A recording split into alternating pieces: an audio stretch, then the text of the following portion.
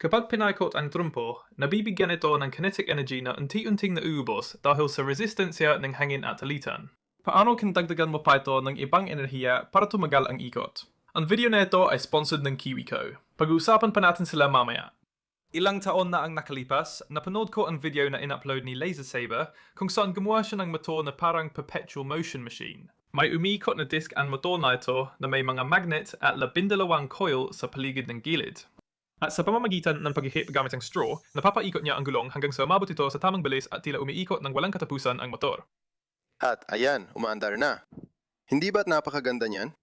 Hindi ito perpetual motion, kaya may halos sa pamagat at sa huli, humihinto rin. Gumagamit ito ng interesanteng konsepto na gusto kong subukan at tignan kung pwedeng iangkop para paandarin ang isang kotse. Sa motor ni Laser Saber, gumamit siya ng 42 gauge na tansong kawad na sobrang nipis, halos kasing lapad ng isang hibla ng buhok ng tao at halos kapareho ng kulay ng buhok ko. Mas mahina pa ang tansong kawad na ito kaysa buhok ng tao, kaya ko itong putulin ng kaunting puwesa. Mukhang magiging masaya ang pagsolda nito. Para gawin ang mga coil, gumawa ako ng spool holder para hindi ko na kailangang paikutin ito palagi. At nag 3D print ako ng mga coil mount para mapalupot ko ang mga coil gamit ang aking drill. Na ikinatuwa ko dahil hindi ko na kailangang gawin ito ng mano-mano. Pagkatapos ko magpalupot ng mas maraming coil, kailangan ko na silang isolder na mahirap gawin. Pero matapos ilang oras ng pagkabigo, nabuo ko rin ang prototype na motor para sa pagsubok. Ang motor na ito ay may disc na may mga magnet at coil na naka-axial flux. Ibig sabihin ay tig-dalawang coil sa magkabilang gilid ng rotor. At habang tumadaan ang bawat magnet sa mga coil, isang eksaktong tinimplang pulso ng kuryente ang nagiging dahilan para itulat ng isang coil ang magnet at hilahin naman ito ng isa pa. Dapat eksaktong nakatimpla ang pulso ng kuryente dahil kung hindi, pwedeng umikot baliktad o hindi gumana ang motor. At ang timing na ito ay kinokontrol ng isang maliit na bahagi na tinatawag na reed switch. Ang reed switch ay may dalawang manipis na metal na braso sa loob ng isang kapsulang salamin. At kapag may magnet na malapit sa switch, ang dalawang braso ay naakit at nandidikit, kaya dumadloy ang kuryente sa circuit. At gaya ng maisip mo, napakahalaga ng posisyon ng reed switch na ito sa kung gaano kaayos tumatakbo ang motor. Sa teorya, dapat gumana rin ang motor bilang generator kapag pinapaikot ko ang gulong gamit kamay ko. Dito, naglagay ako ng capacitor sa input ng motor na gaya ng makikita sa voltmeter ko ay walang karga. Kung paikutin ko ang motor gamit kamay, mag-generate ito ng kuryente at mag-charge ng capacitor. Tingnan mo ang mangyayari kapag umabot sa pinakamataas na voltahe ang capacitor. Nagsisimula na itong mag-discharge dahil mas mataas na ang voltahe sa capacitor kaysa sa coil, kaya ang capacitor na ang nagpapagana sa motor. Kapag pinaikot ka ng mabilis ang gulong, mag-charge ang capacitor at mag-iimbak ng enerhiya. Pagkatapos, kusa itong lumilipat mula sa pagiging generator tungo sa pagiging motor at tuloy-tuloy na tumatakbo ng ilang minuto. Ngayon, pwedeng makuha ang parehong epekto gamit ang mabigat na flywheel at low-friction bearings o isang maayos na umiikot na trumpo. Pero ang hindi kayang gawin ng mga yon ay mapabagal hanggang tuluyan huminto at kusang bumili sulit kapag binitiwan. Iniisip kong mag-disenyo ng Trike na sasakyan na gagamit ng motor para makita kung mas makakalayo ito kaysa freewheeling na kotse kapag itinulak sa ibabaw. Para gawing simple at epesyente ang sasakyan, gagamitin ko ang motor bilang harapang gulong. Kaya magkakaroon ng ilang mga coil na nakakabit sa paligid ng harapang ehe at pagkatapos ay maaari kong ikabit ang mga magnet sa gulong na sana ay manpapandar nito. Dahil ang motor ang magpapandar ng sasakyan, 3D print ko ito gamit ang Prusa XL. Dahil sa tool switching, nagamit ko ang matibay na PLA para sa hub ng gulong at flexible TPU para sa mismong gulong. Kaya may kapit ito gaya ng totoong sasakyan. Kaya tumagal ako ng halos isang araw sa pagwind at pagsolda ng 6 na coil sa gilid ng gulong. Hindi ko pa talaga nailalagay ang mga coil sa kabilang bahagi ng gulong. At ang dahilan doon ay sa tingin ko, hindi gagana ang sasakyan na ito. Kung paandarin ko ito para i-charge ang capacitor at pagkatapos ay ihinto, tumatakbo naman ito tulad ng test motor, pero malayo sa bilis at kulang din sa lakas o torque. Kahit may gulong ito sa likod, hindi pa din nito kayang umandar mag-isa. Kahit nakakonekta ang benchtop power supply at may panlabas na kuryente, gumagalaw lang ito kapag nilakasan ko ang voltahe. Pero kulang pa rin ang torque para mapaandar ang kotse. Plano Kong i-redesign ang Kotse gamit ang gear ratio para mabawasan ang coils at makagawa ng mas malaking torque sa gulong. Ang ikalawang bersyon ng Kotse na ito ay isang Trike design din at Disenyo gamit ang Onshape, isang cloud-based na CAD program na tumatakbo sa iyong browser na maaari mong subukan na yon sa pamamagitan ng pag-check ng link sa ibaba ng description. Dahil walo coils na lang imbes 12, mas magaan at mas mabilis ang pagsolda ng bagong Kotse na ito. Pagkatapos, para makuha ang tamang torque sa harapang gulong, may 5 sa isang gear ratio kapag nakakabit sa tamang pwesto ang reed switch, at may capacitor sa likod, buo na ang Kotse. Pero gumagana ba ito?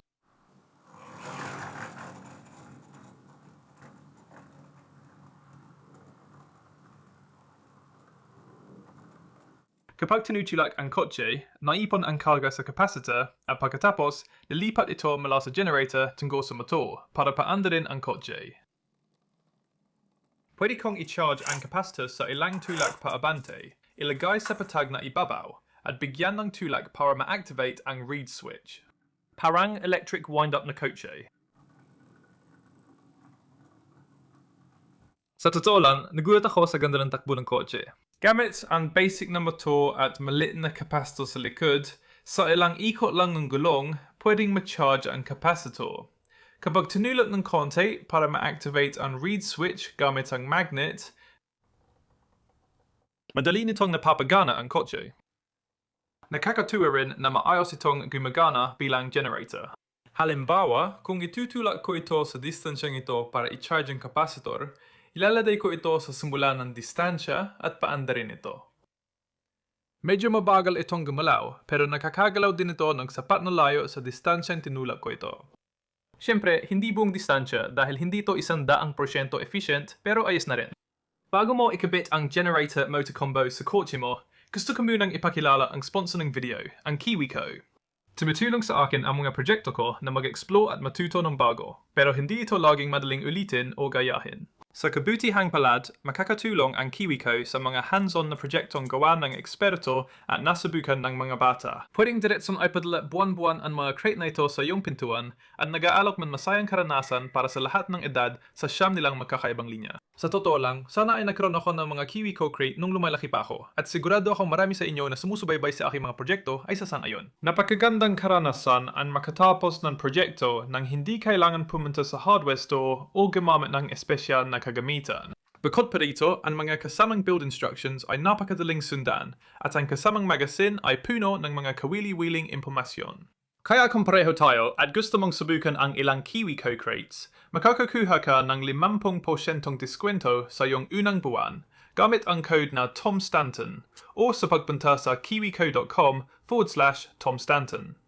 Makikita ang link sa ibaba ng description. Kung nakakainipon ng sariling enerhiya ang Kotse para umandar, paano ito ikukumpara sa Kotse na walang generator? Makasing bigat ang Kotse at iniwan ko ang magnet ng motor bilang flywheel na makakapekto sa resulta. Kaya coil at capacitor lang ang pinakaiba. Sige, di ko alam paano matatapat ang mga Kotse, pero ayon sa pisika, kung mapapaabot natin sila sa parehong bilis, dapat pareho rin ang layo nila. Tingnan natin. Lumamang ang freewheel na Kotse dahil mabagal ang generator na Kotse. Huminto na ang freewheel na Kotse at mas malayo ang nararating ng generator Kotse. Parang mali yun. Sa tingin ko, dapat ulitin ang pagsubok. Siguraduhing lubusang na discharge ang capacitor. Oh, hindi gumagana ang motor niyan. Ihanay mo sila. At muling nangganguna ang freewheel na Kotse. Malayo na ang generator na Kotse sa likod. Nanalo ang generator na Kotse. Ibig sabihin, may nakukahang enerhiya ang generator na Kotse mula sa isang panagmumulan na hindi halata sa test na ito. Ano kaya mangyayari kung sabay nating pababain ang dalawang Kotse sa rampa? Nagbibigay ito sa dalawang Kotse ng magkaparehong dami ng panimulang potensyal na enerhiya, pero mas mabagal bumaba sa rampa ang Kotse na may motor. Bago pakawalan, magkapareho ang gravitational potential energy ng dalawang Kotse. Habang bumababa sa rampa, mas nagiging kinetic energy ang potensyal na enerhiya ng Kotse na walang generator. Sa kabilang banda, ang Kotse na may generator ay kino-convert at iniimbak ang bahagi ng enerhiyang ito bilang electrical sa capacitor. Madalas makalimutan na may resistance load na nilalagay sa generator kapag nag-generate ng kuryente. Katulad ng hand crank generator ko, kapag panaikot ko ng walang charge, sobrang liit ng resistance. Pero kapag ginamit ko ito para mag-charge ng capacitor o battery, humihirap paikutin at bumabagal ang kotse sa rampa dahil sa resistive load habang nagto-charge.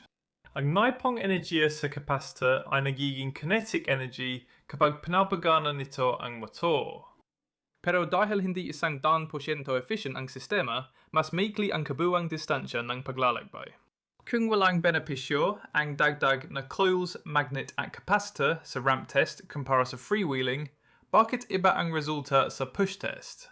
Ang pangunahing pagkakaiba ng mga test nito ay ang puwersang inilalapat sa bawat kotse. Sa ramp test, tuloy-tuloy ang puwersang dulot ng gravity sa bawat kotse. Sa push test, kailangan ng generator car ng mas malakas na puwersa para mapabilis ito hanggang sa parehong bilis, na parang inulit lang ang ramp test. Mas matarik ang pababa ng generator car, kaya pareho silang may parehong kinetic energy pagalis sa ramp, na nagpapaliwanag kung bakit mas malayo ang generator car.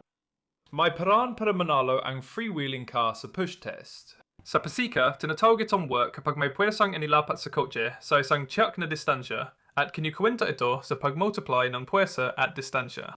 Kung itutulak ng parehong bilis ang dalawang kotse, mas maraming trabaho ang kailangan ng generator car dahil sa mas malaking puwersa, pero naimbak ito sa capacitor.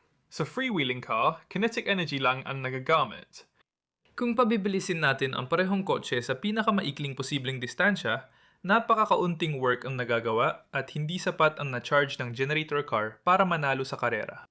Pero may naisip akong ideyang di kaya ng freewheeling car.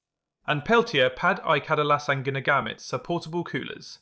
Pag may lagyan ng kuryente, umiinit ang isang side at lumalamig ang kabila. Pwede rin ito baliktarin. Kung papainitin ang isang bahagi at palalamigin ang isa gamit ang heatsink, makakabuo ng kuryente. Ngayon, naisin ng kaibigan kong YouTuber na si Sam Barker na gumawa ng kotse gamit ang mga Peltier pad at nag-prototype siya para subukan ito. Gayunpaman, sobrang liit ng kuryenteng gawa ng mga pad kaya hindi kayang paandarin ang karamihan ng motor. Kaya kapag walang load, ang Peltier pad ay gumagawa ng 1 hanggang 1.4 volts. Uminit na mga daliri ko ngayon. May resista ako para malagyan ng load. Mas madali na itong hawakan niyon, pero nakakakuha lang tayo ng mga 0.32 volts na ayon sa aking kalkulasyon ay mga 0.065 watts o mga 65 milliwatts. Kung tama ang aking kalkulasyon, dapat kang patagbuhin ng generator car nito sa 20 milliwatts. Kaya tingnan natin kung mapapagana natin ang kotse na ito gamit ang kandila. Gumawa ako ng bagong kotse para maayos ang winding ng coils sa mababang input voltage at dinisenyo ko ang plataforma sa likod ng chassis para sa kandila. Pwedeng ilagay ang Peltier pad sa ibabaw ng wire mount para maiwasang matunaw ang tatlong D-print. Kaya kapag nasindihan ang kandila, handa na itong gamitin. O ba hindi, lagyan ng yellow ang heatsink para lumamig at makuha pa ang mas maraming power. Kung tutuusin, gumagana ito pero napakabagal talaga. Kumuha ako ng dagdag na mitsa para gumawa ng custom 3 mitsa na kandila na mas mainit, tapos ginamit ko heat gun para dumaloy ang wax. Sana, kahit triple na ang init at may yelo sa bubong, sapat ang lakas natin. Nagsimula ang video sa isang kotse na may mahusay na generator at motor na kayang makabawi ng enerhiya, gaya ng regenerative braking sa modernong electric na kotse. Ngayon, bumalik na ito bilang electric hybrid na pinapagana ng combustion at yelo. Kahit ano paman, sana ay nainteresan mo ang video na ito at makikita tayo sa susunod. Salamat sa panonood!